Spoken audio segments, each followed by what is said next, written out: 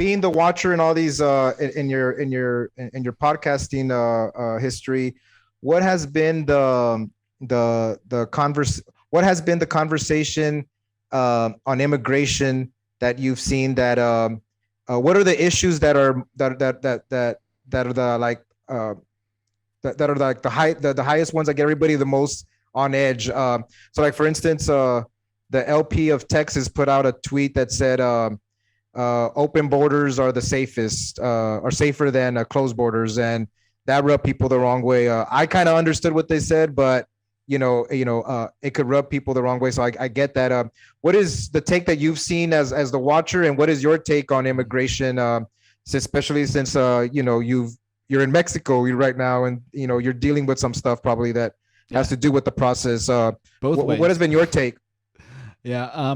So it's one of those issues where I think that the issue is that everyone is pushing it through the filter of what we have now, understandably, because this is the world we have now, but of this giant democracy. But then what libertarians try to do, because we're autistic, is that, no offense to actual people that are autistic, but because we're probably doing better than we are on some of this stuff. But, because we just have to be so right and look at everything in the same Capistan in our head kind of view, people are arguing for closed versus open borders as if like we had something resembling a private property society or something. And it's just like, you can't really apply this mentality to it. It's just more complicated than that, because the truth is open borders and closed borders are both unjust at the same time. That's the real truth of the matter.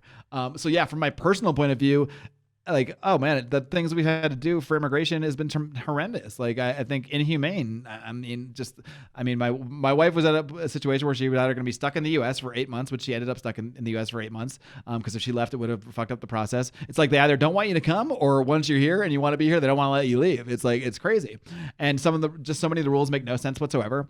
So like, I'm prone to be like open borders in that sense. But also I think there's a difference between like being like bringing family here or even friends here or trusted people here on a one-to-one basis, versus like, I don't know, like mass amounts of people just pouring over a border or something like that. And I don't think we should look at those in the same way. I'm not even necessarily against people coming over the border at all. But I just think you can't look at it in the same way. And we have to also realize in modern politics, that's a bad visual for a lot of people that have lived their life a certain way. And maybe there are certain areas. I mean, there are certain areas where there is a lot of crime, and this is not statistically true or anything, but I'm saying for certain people, they do have a lot of a crime that is associated with those border areas. Now, a lot of that's because of the border situation in the first place, so we can play cat and mouse with where it all started. But just in terms of how we talk about it, I think it can turn a lot of people off that could otherwise be allies if we're just screaming for open borders. Same thing if we're screaming for closed borders. I don't think we should scream for either. I think it's a tough issue for libertarians, because